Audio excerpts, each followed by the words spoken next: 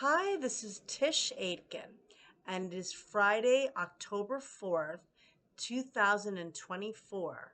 We just had the solar eclipse in Libra that occurred on October 2nd at 10 degrees and 3 minutes of the cardinal air sign of Libra. And this had a lot of emphasis on partnerships. We had the sun and the moon are always conjunct in a new moon eclipse or in a new moon. And that's like a new moon on steroids when it's an eclipse. It's like three new moons in one. It's a time to plant new seeds, new beginnings, renewal. But this was a south node eclipse, meaning that the south node of karma was at 6 degrees of Libra. And that was only 4 degrees away from the new moon eclipse, meaning that there's something you're releasing in order to make room for the new, in order to reinvent, to recharge, restore, commence something new in your life.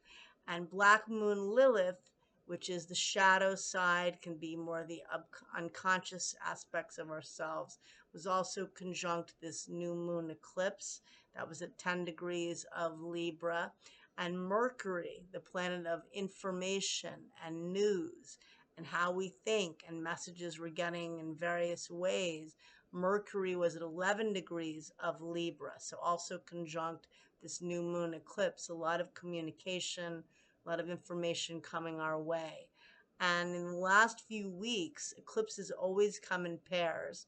We are now transitioning from the Aries Libra axis to the Pisces Virgo axis. And we had our first eclipse in Pisces on September 17th. That was a lunar eclipse at 25 degrees and 41 minutes of Pisces. And this defaulted back to where Neptune would have been approximately 22 to the early part of this year, actually. And, Neptune rules the sign of Pisces, a lot of release and letting go, the most emotional, psychic, and sensitive of all the signs.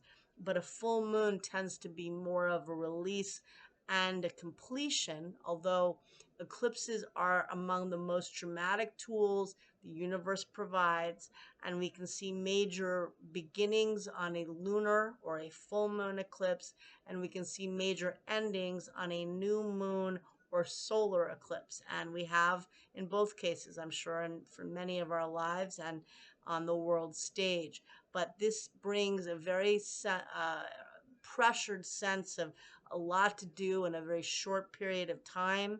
Often things you had no idea about. News comes in a flash and can change your life altogether. And we're still reeling from that. We just had the solar eclipse, which in Libra is very much about relationships and boundaries and negotiations. And so it's about forging new partnerships, whether it's partnering with yourself in a new way, not necessarily letting go of relationships, but maybe giving a new perspective or having a new perspective or a new approach as to how you deal with that relationship. So if it's a South Node eclipse, you're releasing old patterns that are not serving you in that partnership. And there are some relationships that we're completing. If it's no longer working for us, that's part of this South Node too. If you or the other person are not able to change that dynamic, maybe that is no longer healthy for you. Maybe you're opening your heart to be in a partnership again and you haven't for a while, and that's where you're releasing the fear with the South Node to be open to partner again. And that is also facing the shadow side with Black Moon Lilith, the fear.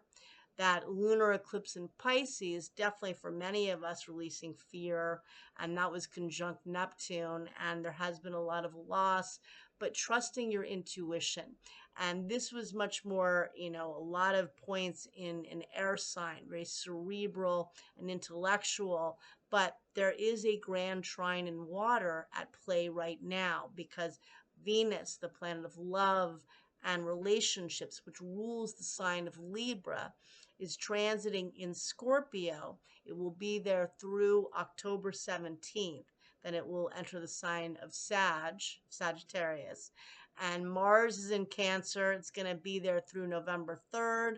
It's going to retrograde in Leo on December 6th, and it will return to the sign of Cancer on January 6th through April 18th. It's going to be in Cancer a long time. So we've got Venus trining Mars, and the two are making a trine to Saturn in Pisces. And that's a grand trine in water that we're working with through the middle of the month. That's a flow of energy. That's trusting your intuition, which is in so many forms. Mars in Cancer does not love being there. It is technically in its fall position, but it's taking action, listening to your gut, trusting your intuition, trying not to be too reactive because the moon changes signs every 2.5 days. And so if the moon is in a more harmonious placement, then our actions are probably getting driven by less emotionally triggered reasons. But when it is more difficult, we have to try to temper that and, work with Mars in Cancer because we have it on and off through the middle of April. And it's in a water sign. So again, finding ways to ensure that you get your needs met. And Saturn in Pisces, anchoring the dream. Saturn doesn't love being in Pisces. It's not in its fall position or its detriment, but Saturn is so driven by goals and by facing reality. And Pisces, ruled by Neptune, that's not really what you equate with doing that. So we've got Mars in Venus, Mars today. We've got Venus forming a beautiful aspect to Saturn, rather, and that occurred at 1:09 p.m. Eastern Daylight Time.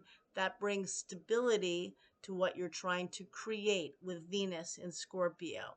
Venus ruling this solar eclipse, we're all still working with that. Venus loves being in Libra, which is this solar eclipse, but it was in Scorpio, where it's in its detriment. It rules the opposite sign of Taurus. Venus in Scorpio has trust issues. It has been hurt in the past. This is opening your heart. There's that south node as part of this solar eclipse, releasing old hurt that's keeping you from opening your heart in order to bring in love.